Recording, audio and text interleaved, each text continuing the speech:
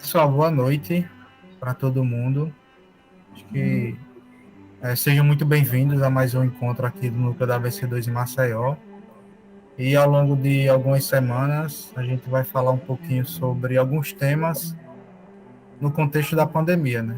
E o primeiro deles, que a nossa amiga Valentina ela vai falar, é sobre saúde mental, né? Que acho que foi uma das questões que nessa pandemia se agravaram ainda mais, né? Com certeza ela vai falar em maiores detalhes sobre essas questões.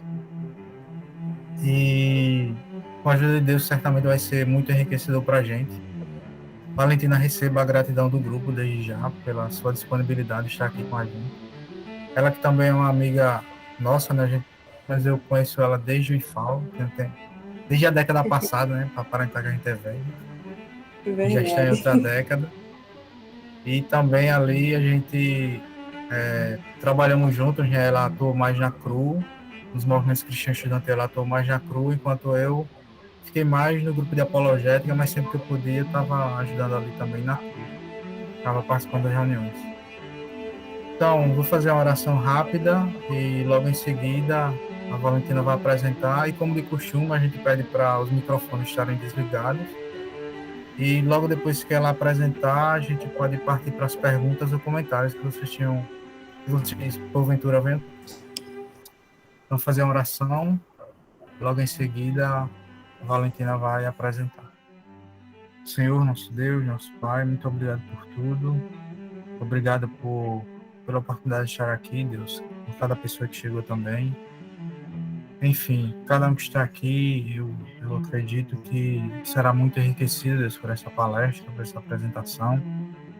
Continua abençoando a Valentina, tua serva, Deus, que hoje vai nos trazer este conteúdo de grande importância no contexto que vivemos e que o Senhor nos ajude para que aquilo que aprendemos também nós possamos auxiliar outras pessoas, Pai.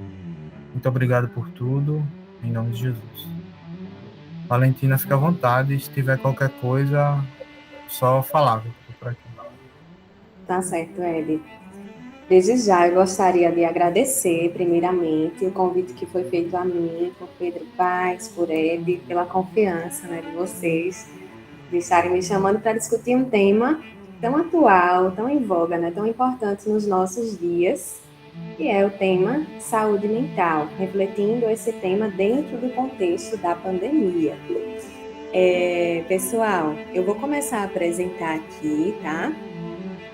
Eu gostaria muito de ficar também vendo vocês ao mesmo tempo. Não sei se vai ser possível, mas eu vou fazer uma tentativa. Caso não, eu vou deixar a apresentação e no final a gente retorna para o momento de perguntas, né, Ed?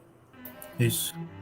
Valentina, uma sugestão, pedindo licença aí na sua fala, se você tiver um dispositivo móvel, você pode olhar a sala pelo dispositivo móvel, que eu aceito você, e apresenta aí pelo computador. Pronto, uma boa. Deixa eu abrir aqui então pelo meu celular também. Só um minuto. Pronto, vou começar a apresentar.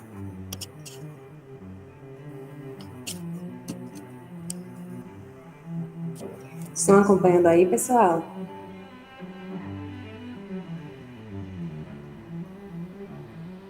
Sim, acho que só precisa aumentar um pouco a apresentação. Tá vendo? Pessoal, vamos assim mesmo, tá? Para não perder muito tempo, mas acredito que tá dando para acompanhar, né? Dá sim, tá legível. Tá. O F5 agora foi. Pronto, vamos lá. Gente, só me apresentando para vocês rapidamente. Meu nome é Valentina, eu sou cristã, congrego na Primeira Igreja Batista do Tabuleiro, amo servir na minha comunidade local e também sou formada em psicologia pela Universidade Federal de Alagoas. Estou fazendo a pós-graduação atualmente em uma das linhas, né, da psicologia, que é a cognitivo comportamental, e gosto muito de momentos como esse, né, onde a gente pode estar compartilhando sobre temas atuais, relevantes e que se conectam também com o nosso contexto enquanto cristãos, enquanto universitários ou já saindo aí, né, desse caminho da universidade, já no mercado de trabalho, que sempre está circulando os nossos espaços sociais. Então, mais uma vez, trazendo aqui o meu agradecimento à Ed, ao pessoal, né, do Grace, pelo convite. E vamos lá pensar um pouquinho sobre saúde mental e pandemia. Vamos primeiro começar trazendo um panorama geral sobre o que a pandemia traz para a gente de mudanças, né, de modificações. E aí eu trouxe esse slide com 5 pontos para a gente começar essa construção, né? Criar essa linha temporal. Primeira coisa que a gente percebe que muda, né, nesse tempo aí, nesse período de mais ou menos 2 anos, é uma série de paradigmas que nós tínhamos antes da pandemia, que em um espaço temporal muito curto precisa ser repensado, readaptado e colocado, né, em prática, né, por cada um de nós. E que paradigmas são esses? Por exemplo, nosso conceito de saúde, nosso conceito de autocuidado, de cuidado com o outro, são algumas das coisas, alguns dos modelos estruturais que nós tínhamos, né? Que vai mudando dentro desses 2 anos. Outra coisa também que muda é o nosso paradigma, o nosso modelo anterior de conexão com as pessoas.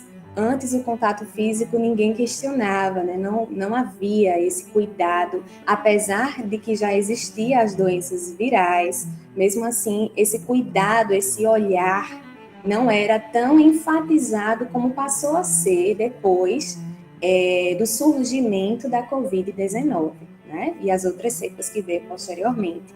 Então, houve aí um processo de adaptação que precisou ser acompanhado nesse curto tempo por cada um de nós. Segundo, de nova linguagem. Que linguagem é essa? Quando a gente fala, né, na pandemia, a gente fala em novos cuidados, nova forma de se colocar, né, nos nossos contextos.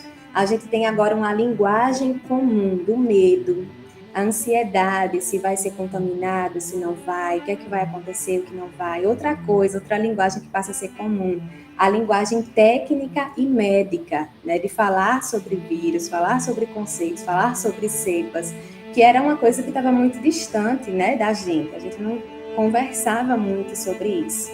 Mas, vindo a pandemia, isso passou a ser presente no nosso tempo, nos nossos dias, e a gente foi se adaptando.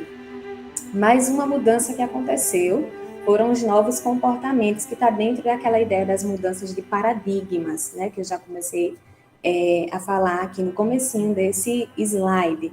Então, novos comportamentos surgiram, a gente precisou agora lidar com EPIs, equipamentos de proteção individual, a gente passou agora a precisar ter um olhar de cuidado com o outro, né, com a ênfase, observar que existem populações de risco, considerar isso também no nosso autocuidado, porque isso implicaria no cuidado com o outro, né?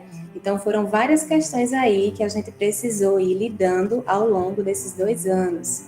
Outro ponto, lidar com a ameaça presente e as perdas. Certamente, muitos de nós aqui presentes lidamos, né, com perda de amigos ou de familiares, de pessoas próximas a nós. E esse não foi um processo muito fácil, né, de se elaborar, de se significar, até por conta de que nesse tempo, né, de, vamos dizer assim, separação de um ente, de um familiar, de um amigo, não se podia estar presente muitas vezes, né, por conta das exigências sanitárias, desse autocuidado, do cuidado com o outro.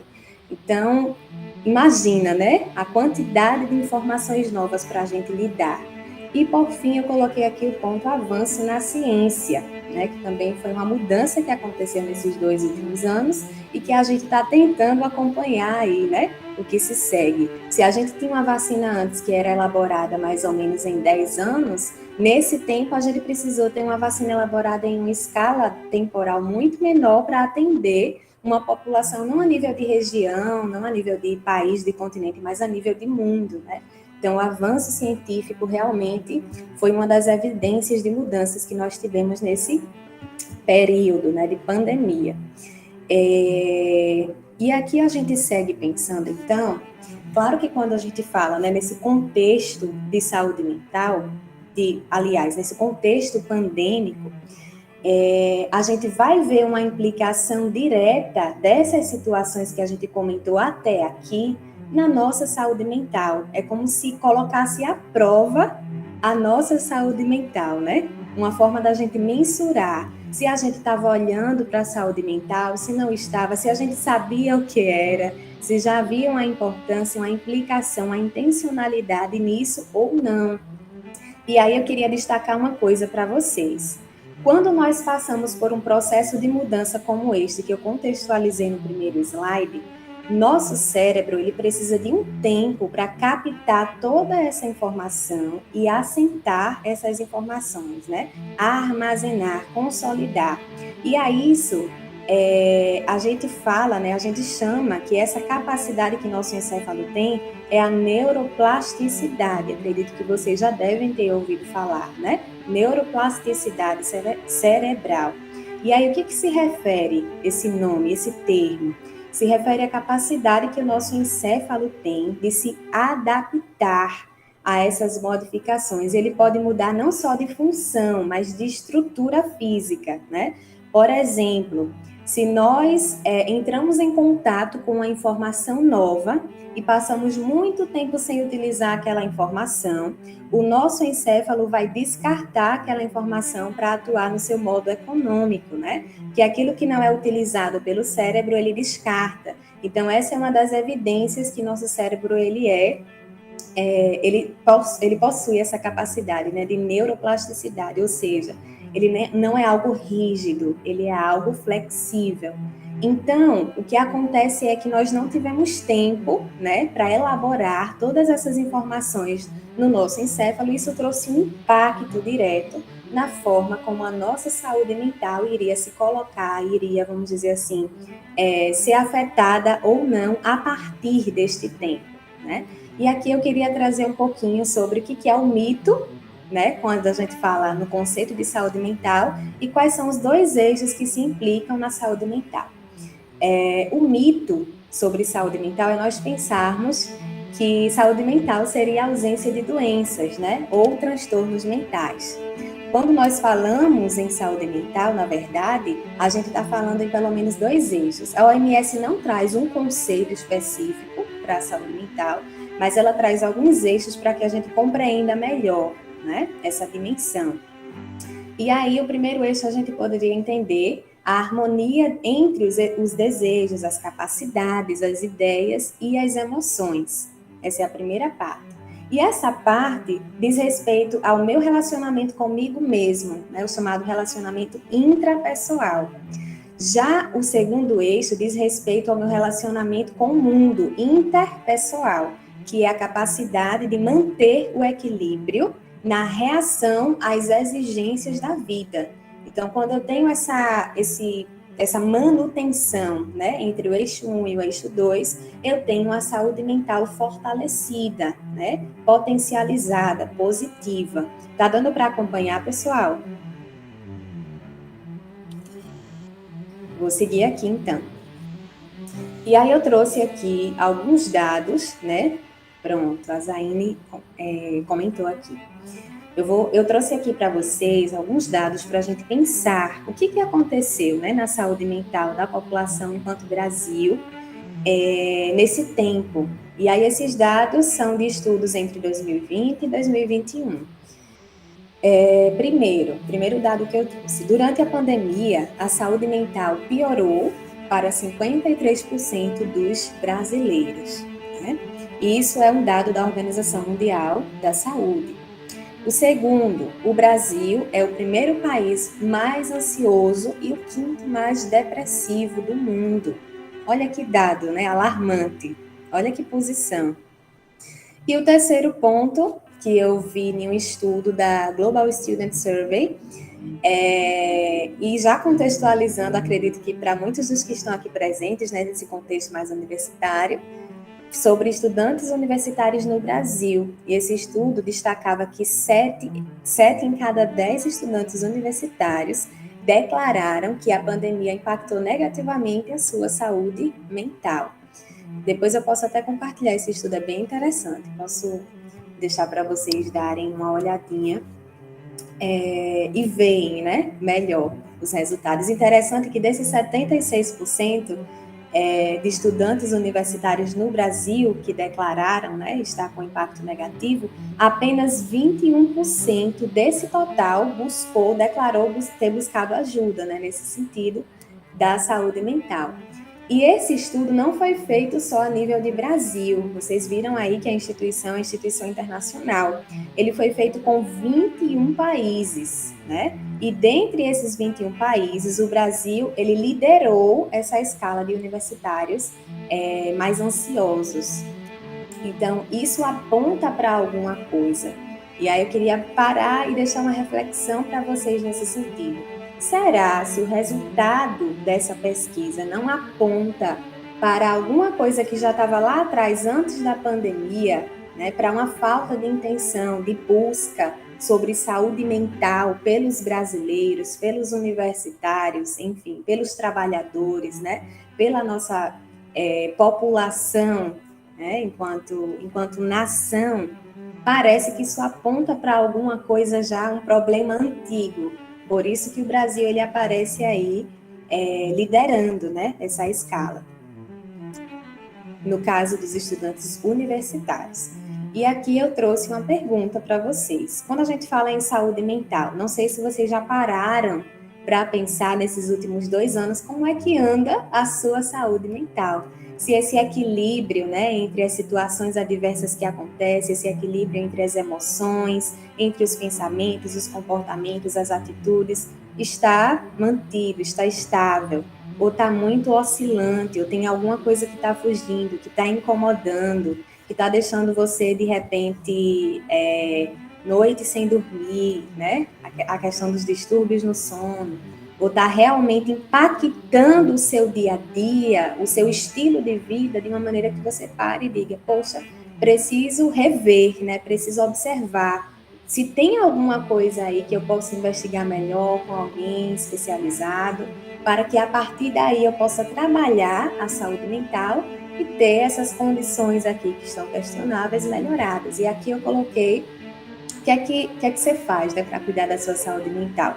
E aqui tem um estudo do Poder Data, que trouxe uma pesquisa, foi uma pesquisa feita entre 411 municípios, dentro das 27 unidades da nossa federação, e essa pesquisa foi feita por ligação. O Poder Data é uma empresa que trabalha com essas pesquisas, né? Pesquisas a partir do virtual, e eles produzem tanto conteúdo para outros jornais, quanto conteúdo a nível de pesquisa mesmo. E aí eles elaboraram essa pesquisa entre os dias 13 e 15 de setembro de 2021 e chegaram nesses resultados. 31% da população brasileira que foi contatada por telefone residencial ou celular disseram que a sua saúde mental piorou, 3% preferiram não responder, 43% relataram que ficou igual e 16% relataram que melhorou, né? Mas a gente tem aí uma porcentagem significativa de pessoas que relataram que essa saúde mental piorou. E aí, volto a pergunta para vocês, se vocês não precisam me responder, é só para refletir, né? Como é que tem estado a tua saúde mental hoje? Ela melhorou nesses últimos 2 anos? Ela piorou? Ficou igual ou você não pensou ainda sobre isso? Reflete aí. E aí eu trouxe um slide para a gente pensar também como fortalecer a nossa saúde mental. Se a gente está em um tempo de instabilidade, em um tempo de modificações e adaptação necessária, né, de forma que a gente precise estudar e se adaptar a todo esse processo, não só a gente, né, mas os nossos círculos sociais, as pessoas que estão próximas a nós. Como é que a gente pode fazer, então, para fortalecer a nossa saúde mental? E aí o primeiro ponto que eu coloquei foi o autoconhecimento. O autoconhecimento é aquilo que traz a nossa identidade para um nível de, como eu posso dizer, para um nível mais palpável, vamos dizer assim, né? Para um nível mais compreensível nosso. A gente precisa do autoconhecimento. Como é que eu me autoconheço? Quando eu paro para pensar nas minhas potencialidades, naquilo que eu não sei fazer bem, né? Essas são formas de a gente se autoconhecer. Outra forma, escutar pessoas que são próximas a nós, que a gente confia, né? Que a gente sabe que tem ali uma vivência conosco. Então, escutar o feedback dessas pessoas, o que é que elas estão vendo em nós, o que é que elas acham que nós poderíamos melhorar. Escrever sobre a gente mesmo, meditar, como é que tem sido nossa semana, o que a gente fez de bom, o que a gente não fez, o que a gente pode melhorar. Então, são formas aí que a gente pode lançar mão para esse processo do autoconhecimento. O segundo ponto é a meditação diária, né?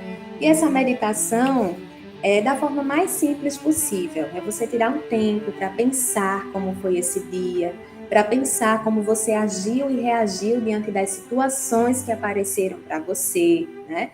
É uma forma de você estar fortalecendo a tua saúde mental, porque você vai fazer um balanço, né, de como foi o teu tempo, de como foram as 24 horas daquele dia, se o teu sono tá ok, se a tua alimentação tá ok, teu estilo de vida tá razoável, né, uma forma de você se autoavaliar.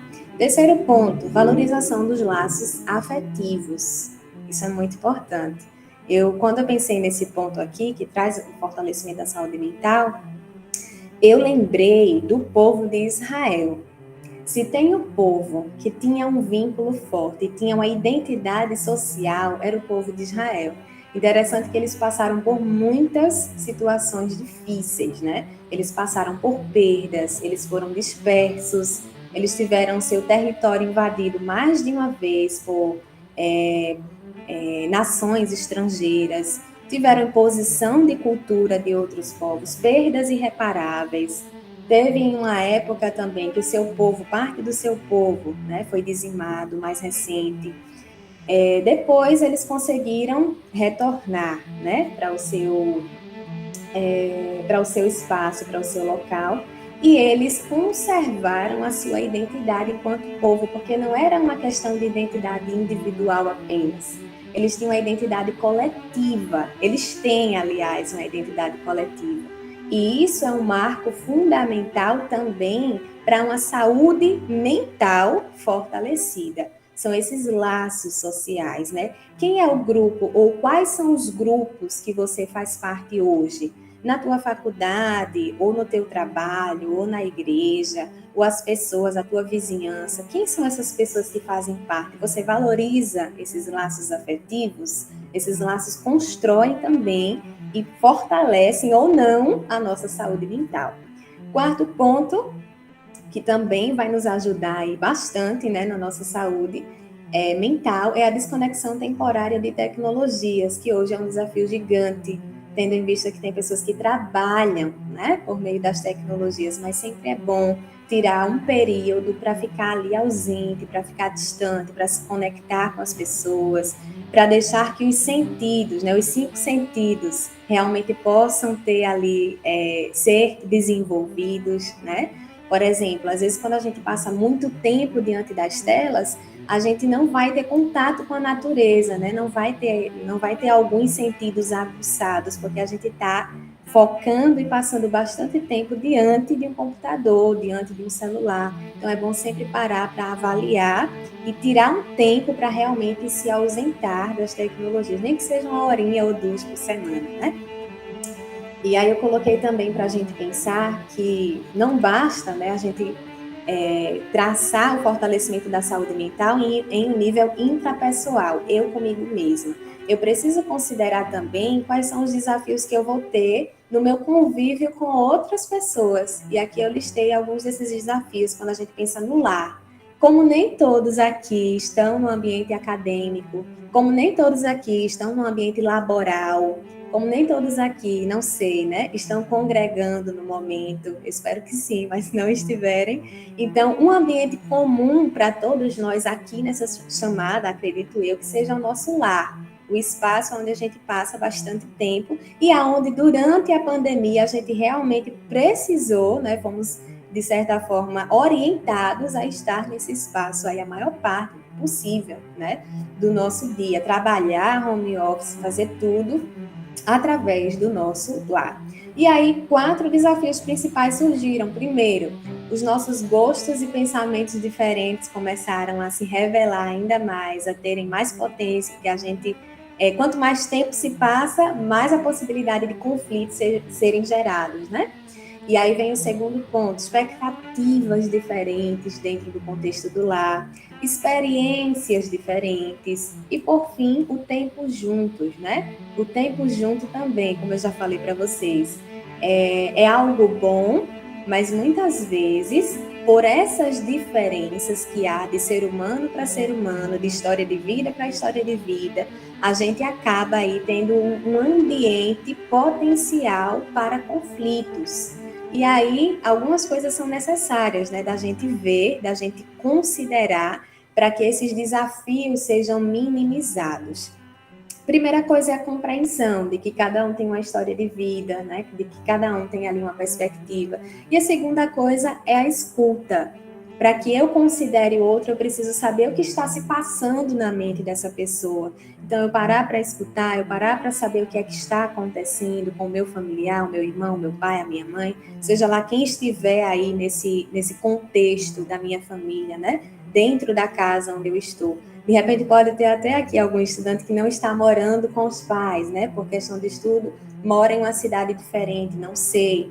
Mesmo assim, tem o teu local de convívio, tem as pessoas que você passa mais tempo. Então, pensar nessas questões, né? Tanto a questão da compreensão, nesse processo de lidar bem com os desafios no convívio, quanto da escuta, oferecer a escuta para entender o que é que está se passando com o outro. E aí, como que a gente pode, então, ter uma saúde mental fortalecida, né, nos nossos relacionamentos, diante desses desafios que foram postos aqui, esses 4 desafios? A gente trabalhar a nossa autoestima de forma que ela esteja saudável, né? E isso também está ligado com a questão do autoconhecimento, autoestima e autoconhecimento, conhecer as minhas potencialidades, conhecer o que eu preciso melhorar, para que cada vez mais a minha estima esteja, né? Pessoal, vocês estão me vendo? Sim. Pronto, ok. Outro ponto, aceitar os desafios da vida, porque aqui travou um pouquinho, mas agora voltou. Aceitar os desafios da vida, né? É um dos pontos também que a gente precisa pensar quando se fala de saúde mental nos relacionamentos. Tem coisas que vêm para mim, que vêm para a Wed, que vêm para a Zaine, que está destinada para a gente precisa lidar com aquela situação de tal maneira, né, como a gente viu lá no comecinho, que está ali no conceito da saúde mental, qual é a tua reação diante de uma situação adversa? Então, eu preciso lidar com a situação de forma realista, sabendo que muitas coisas sou eu que vou ter que enfrentar. Então, pedir ajuda a alguém que de repente já passou por aquilo, estudar a situação para ser o mais assertivo possível. E são aí algumas das coisas que a gente pode fazer para que esses desafios sejam atenuados. Terceiro ponto, se manter bem consigo mesmo e com os outros. Não precisa, né, explicar, isso daí é tranquilo da gente ir acompanhando. Quarto, lembrar que você não é responsável por tudo e por todos. Porque uma coisa que afeta muito a saúde mental hoje em dia, gente, é a gente pensar que tudo que está à nossa volta, todas as demandas que as pessoas chegam e trazem para a gente, precisam ser acolhidas e desenvolvidas por nós, mas não é bem assim. Nós precisamos ser assertivos, dizer não quando for preciso, né? Para que a gente tenha ali uma rotina, uma organização das nossas atividades, daquilo que a gente faz, em uma conjuntura bem elaborada, bem organizada, né? Teve um comentário aqui, qualquer coisa vocês podem abrir o microfone aí para falar. Então, são algumas coisas aí que participam desse processo, dessa reflexão sobre saúde mental e relacionamentos. E as demais, reconhecer os próprios limites e não ignorar sentimentos desagradáveis, porque quando tudo que a gente ignora, tudo que a gente deixa para depois, vai aumentando, né? Vai se potencializando, e quando isso vem à tona, aí muitas vezes pode vir com mais força, né? E vai dar mais trabalho para ter uma resolução. Então, são aí algumas dicas para que a gente pense, né? Protegendo sua saúde mental em tempos de pandemia. Nesse slide aqui, eu já falei sobre algumas coisas, né? Cuidado com excesso de informações, que tem a ver com a questão do tempo de exposição às mídias sociais. Cuidado com o seu corpo, né? O nosso corpo, enquanto cristãos, nós sabemos, né, que a gente precisa ter um cuidado especial. Nós somos um ser integral, corpo, alma e espírito. Então, a gente precisa cuidar do nosso corpo físico. Se estiver fazendo algum tratamento, não deixar esse tratamento para depois, seguir com o tratamento. Se conectar com as pessoas é outro ponto.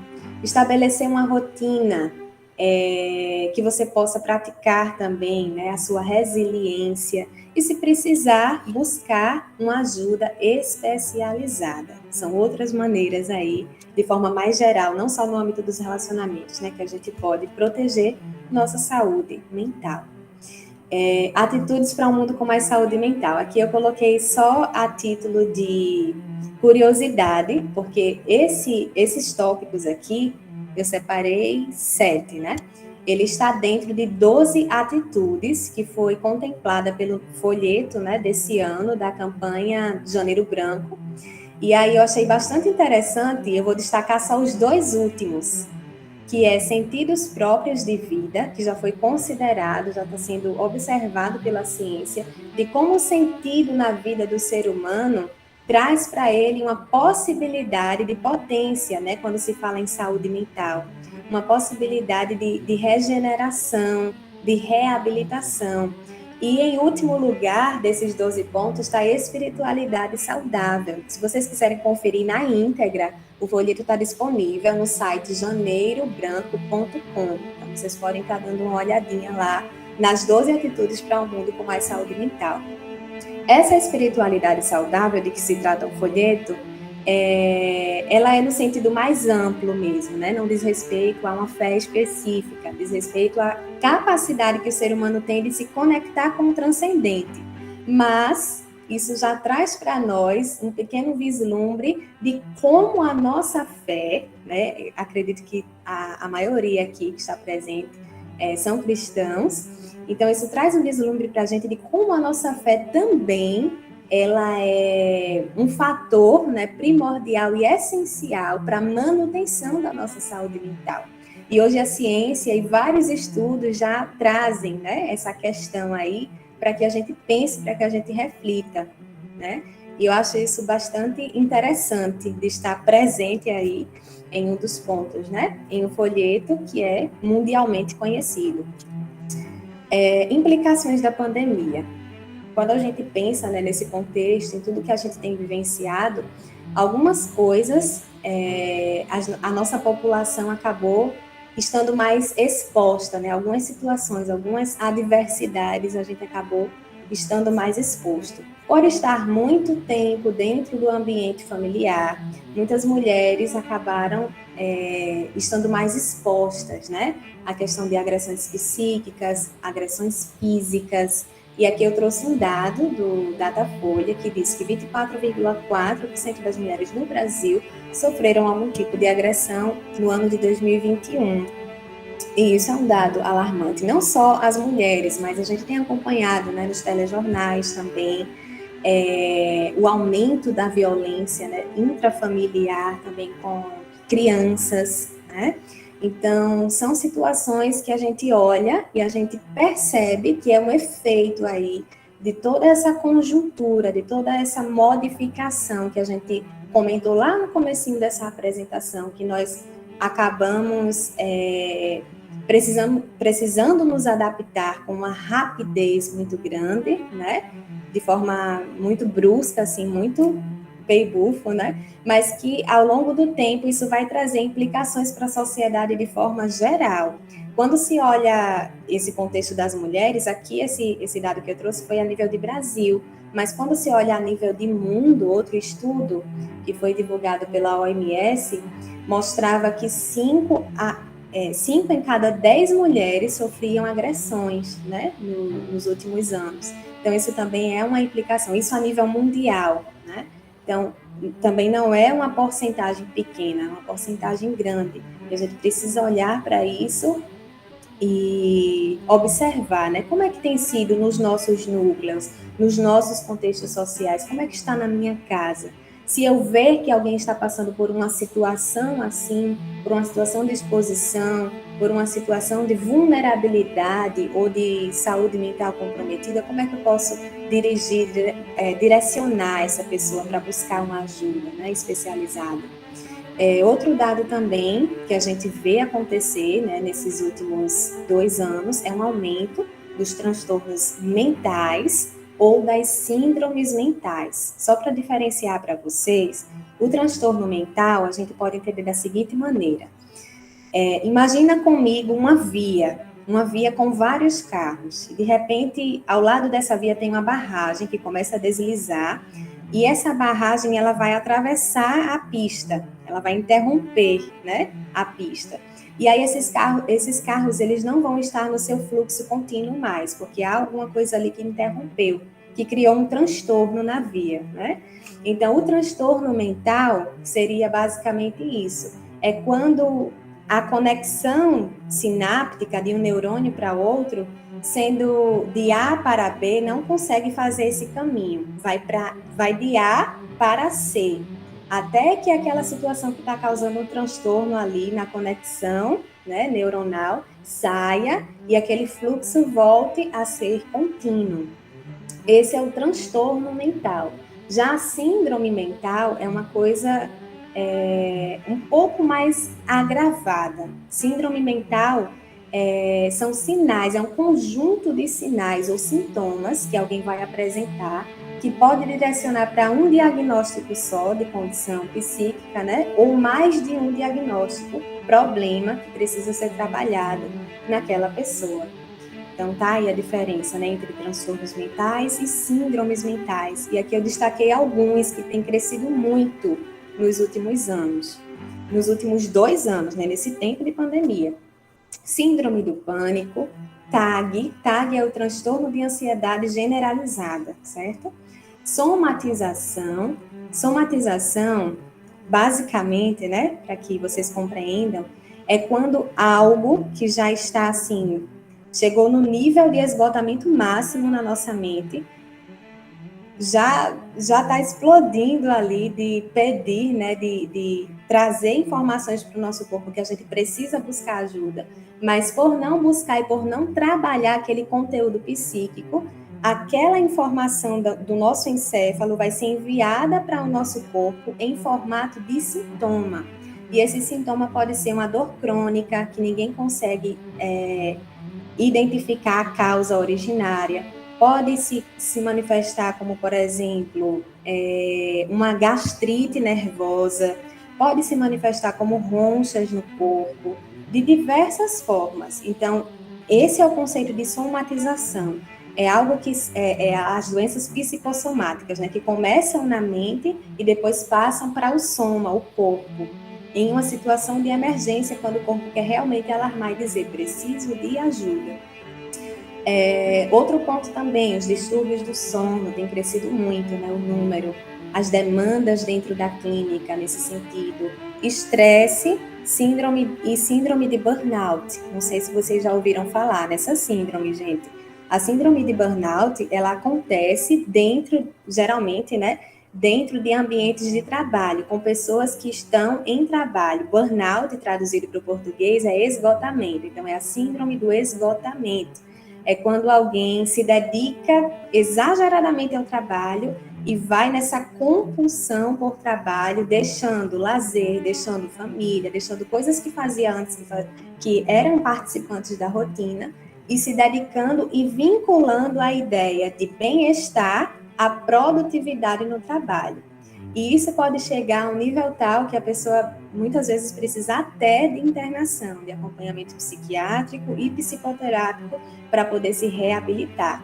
Então, esses são alguns dos cenários e das implicações, né, que têm acontecido aí nesses últimos tempos que a gente precisa tomar muito cuidado, né? Principalmente enquanto cristãos, no lugar onde nós estamos, e não só conosco, mas com as pessoas que estão pertinho da gente, né? Nossos familiares, os nossos círculos sociais. E aqui eu trouxe para vocês algumas dicas de prevenção, né? Quando de repente isso acontecer perto de você, quando de repente você se deparar com uma situação como essa, ou for com você também, né? Busque ajuda, escute, fale abertamente sobre o que você sente. Claro, não com todas as pessoas, mas com pessoas que você tenha confiança, né? Pessoas que já passaram de repente por uma situação parecida, e transmita essas dicas para outras pessoas. E eu trouxe aqui, por fim, alguns contatos importantes, né? Para que vocês possam compartilhar e anotar também, se quiserem. A gente tem serviços de psicologia espalhados em diversos espaços, né, no nosso município, como, por exemplo, CAPES, que é o Centro de Atenção Psicossocial, nos CRAs, vocês também têm serviços de psicologia, né, que estão disponíveis, PSF, que é o Posto de Saúde da Família, e também tem o SPA, aqui na UFAL, pertinho, né,